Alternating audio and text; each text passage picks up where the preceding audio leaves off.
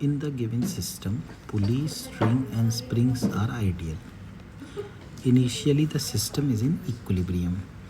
If A1, A2, A3 represent the accelerations of the given blocks, then find the value of mod A1 plus mod A2 plus mod A3 just after the spring is cut. तो इसमें ये इस तरह से एक 5 kg की spring है, यहाँ पर एक ब्लॉक है 3 kg का और एक और स्प्रिंग है जिससे 2 kg का ब्लॉक जुड़ा हुआ है। तो जैसा कि हम देख सकते हैं कि लेफ़्ट साइड और राइट साइड में इक्वल मासेस हैं, तो सारे जो एक्सेलरेशन है वो ज़ीरो होंगे।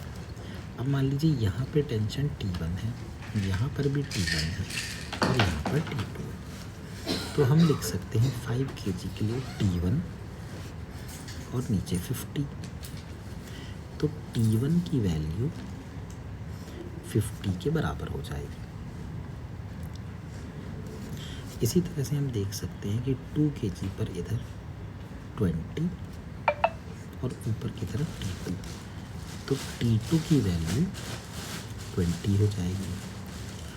और अगर हम 3 kg को देखें तो उस पर नीचे की तरफ T2, ऊपर की तरफ T1, तो T1 is equal to T2 plus 30, ये हो जाएगा। तो ये 3 हमें इक्वेशन मिल गए। अब ये कह रहे हैं कि स्प्रिंग नंबर 2 को काट दिया, यानी इस स्प्रिंग को काट दिया। अगर आपने इस स्प्रिंग को काट दिया तो आप सोचिए कि जो 2 kg वाला ब्लॉक है उस पर नीचे की तरफ 20 तो लगेगा, पर ऊपर तो T2 लगेगा नहीं, तो उसका एक्सेलरेशन मान लीजिए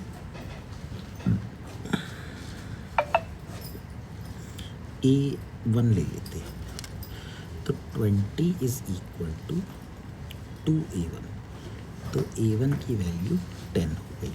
ठीक है, यदि आप 3 kg को देखें तो उस पर ऊपर लग रहा था T1 यानी 50 ऊपर लग रहा था, नीचे उस पर लग रहा था 30 और अब T2 भी लग रहा था जो कि अब नहीं लग रहा, तो अब इसका एक्सेलरेशन A2 ऊपर हो गया। तो हम लिख सकते हैं 50 minus 30 is equal to 3A2, तो 20 इज इक्वल टू 3A2, तो A2 बन गया 20/3।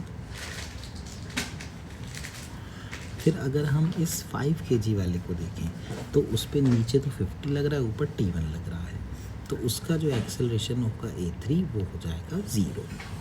तो अब A1 plus A2 plus A3 अगर किया जाए तो ये वैल्यू 10 प्लस 20/3 प्लस 0 यानी कि 50/3 के बराबर हो जाएगी। तो इस हिसाब से जो ऑप्शन आएगा वो आएगा 50/3 मीटर पर सेकेंड।